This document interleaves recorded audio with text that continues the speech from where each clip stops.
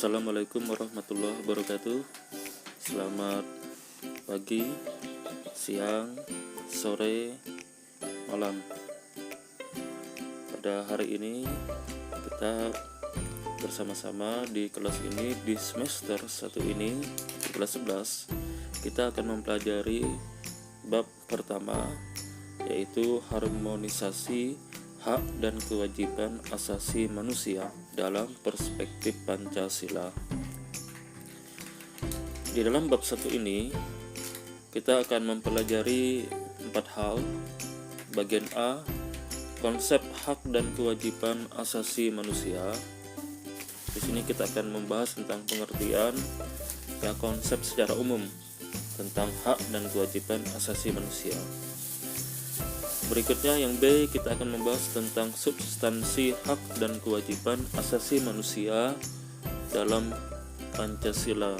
Di sini kita akan membahas tentang instrumen-instrumen, tentang nilai-nilai yang berkaitan dengan hak dan kewajiban asasi manusia. Berikutnya bagian C, kita akan membahas tentang kasus pelanggaran hak asasi manusia. Kasus pelanggaran hak asasi manusia. Di sini kita akan mengkaji kasus pelanggaran HAM, mengapa mereka melakukan pelanggaran HAM. Berikutnya, yang terakhir kita akan membahas tentang upaya penegakan hak asasi manusia. Di sini kita akan membahas tentang bagaimana upaya pemerintah dalam menegakkan hak asasi manusia.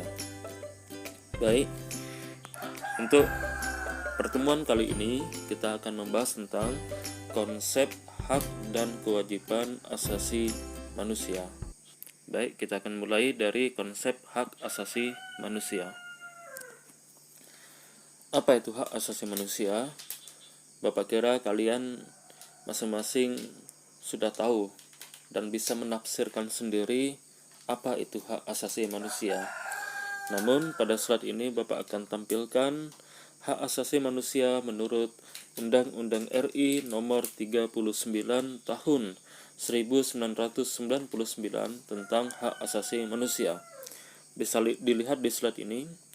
Hak asasi manusia adalah seperangkat hak yang melekat pada hakikat dan keberadaan manusia sebagai makhluk Tuhan yang Maha Esa dan merupakan anugerahnya yang wajib dihormati, dijunjung tinggi, dan dilindungi oleh negara, hukum pemerintah, dan setiap orang demi kehormatan serta perlindungan harkat dan martabat manusia. Sekali lagi, hak asasi manusia adalah seperangkat hak yang melekat pada hakikat dan keberadaan manusia sebagai makhluk Tuhan yang Maha Esa dan merupakan anugerahnya yang wajib dihormati, dijunjung tinggi, dan dilindungi oleh negara, hukum pemerintah, dan setiap orang demi kehormatan serta perlindungan harkat dan martabat manusia. Kemudian ada lagi pendapat yang lain, yaitu menurut Jan Matterson, seorang anggota Komisi Hak Asasi Manusia PBB, Perserikatan Bangsa-Bangsa. Menurut Jan Matterson, hak asasi manusia adalah hak-hak yang melekat dalam diri manusia, dan tanpa hak itu manusia tidak dapat hidup sebagai manusia. Di sini Jan Matterson menggarisbawahi bahwasanya hak asasi manusia itu adalah yang pertama hak alamiah. Itu adalah hak yang memang alami dimiliki oleh manusia yang diberikan oleh Tuhan yang Maha Kuasa. Jadi ini adalah hak alamiah yang tidak bisa dicabut oleh siapapun. Ini adalah pemberian dari Tuhan yang Maha Esa. Lalu yang kedua, Jan Matterson berpendapat bahwasanya hak asasi manusia adalah hak yang digunakan oleh manusia untuk menjaga harkat dan martabat manusia. Untuk menjaga harkat dan martabat manusia. Jadi tanpa adanya hak asasi manusia, maka harkat dan martabat manusia menjadi tidak dihargai. Oleh karena itu, menghargai hak asasi manusia adalah sama dengan menghargai harkat dan martabat manusia.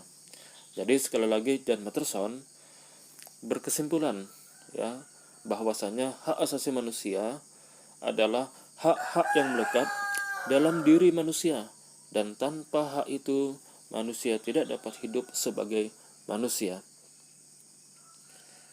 Maka dari pernyataan ini bisa kita garis bawahi bahwasanya hak asasi manusia itu adalah pertama hak alamiah, yang kedua hak yang menjadikan harkat dan martabat manusia dihormati, dijunjung tinggi. Selanjutnya kita akan membahas tentang ciri-ciri hak asasi manusia. Yang pertama hakiki, kedua universal, yang ketiga tidak dapat dicabut, yang keempat tidak dapat dibagi. Hakiki berarti hak asasi manusia hakikatnya memang dimiliki oleh manusia sebagai anugerah dari Tuhan sejak manusia itu lahir. Bahkan sejak manusia itu telah berada dalam kandungan, itu telah memiliki hak asasi manusia. Ya, jadi sekali lagi hak ini adalah hak yang memang melekat pada diri manusia sebagai anugerah dari Tuhan sejak dia lahir, bahkan sejak dia dalam kandungan.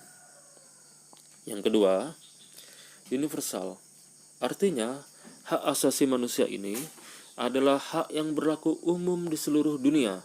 Semua orang di seluruh dunia tanpa membeda-bedakan suku, ras, agama, golongan, dan lain sebagainya, semua orang di dunia ini berhak memiliki hak asasi manusia tanpa terkecuali, universal.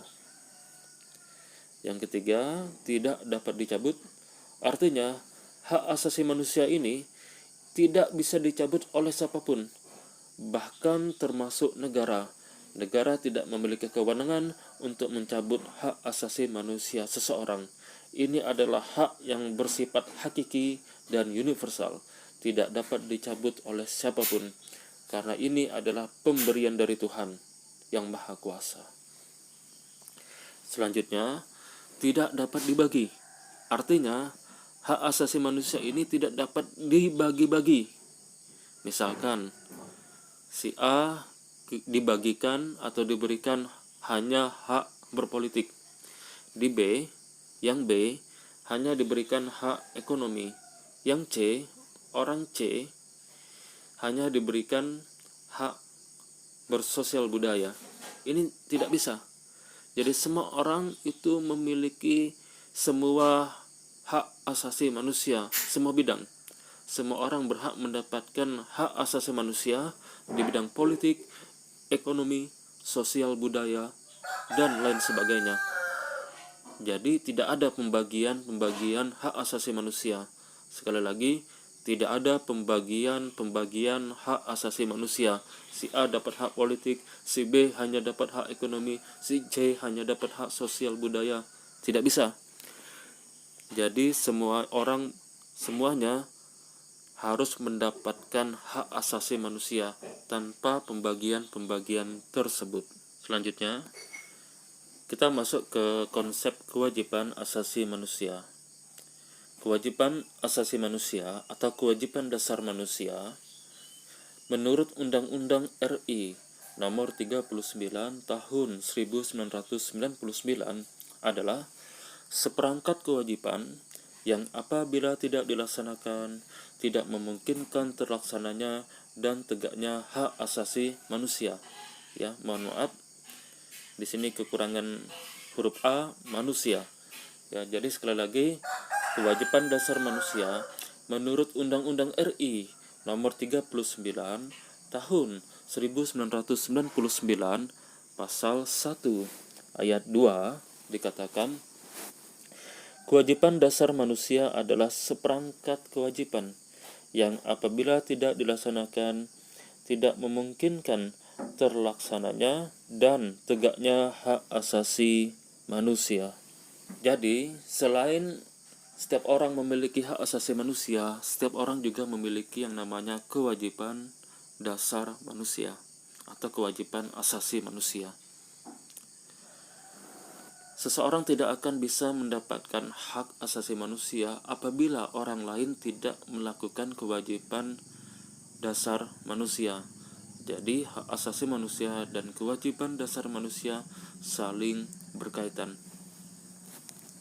Misalkan, seseorang tidak akan mendapatkan upah atau gaji kalau orang tersebut tidak melaksanakan kewajiban asasi manusia atau kewajiban dasar manusia.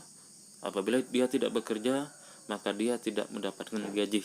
Ini berarti orang tersebut sebelum mendapatkan hak, maka dia harus melaksanakan kewajiban.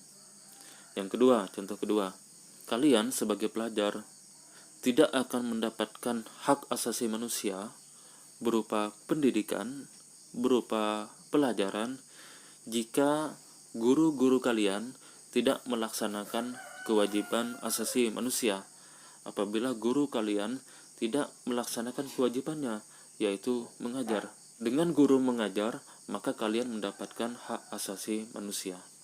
Nah, jadi kewajiban asasi manusia yang dijalankan oleh orang lain mengakibatkan hak asasi manusia di satu sisi, yaitu kalian, itu terpenuhi. Nah, sehingga hak asasi manusia dan kewajiban asasi manusia atau kewajiban dasar manusia ini saling berkaitan antara kalian dengan guru, antara si A dan si B. Begitu juga dengan contoh yang lain, misalkan seorang yang menyetel musik yang begitu keras. Ketika katakanlah seorang tetangga, dia menyetel musik begitu keras, maka dia sesungguhnya telah melakukan pengingkaran terhadap kewajiban dasar manusia. Akibatnya apa? Akibatnya tetangganya yang lain itu terlanggar hak asasi manusianya, yaitu hak asasi manusia untuk misalkan untuk tidur siang dan lain sebagainya. Oleh karena itu, setiap orang wajib menjaga kewajiban asasi manusianya agar hak asasi manusia orang lain itu bisa terpenuhi. Jadi kita tidak boleh hanya menuntut hak asasi manusia saja, sebab hak asasi manusia tidak akan bisa terlaksana tanpa dilaksanakannya kewajiban asasi manusia. Baik, untuk materi berikutnya kita akan mempelajari tentang substansi hak dan kewajiban asasi manusia dalam Pancasila. Namun untuk saat ini pertemuan kita cukupkan. Mohon maaf jika dalam pembelajaran kali ini terdapat banyak kekurangan, kehilafan, dan kesalahan. Wabillahi taufiq wal hidayah. Wassalamualaikum warahmatullahi wabarakatuh. Selamat pagi, selamat siang, selamat sore, serta selamat malam.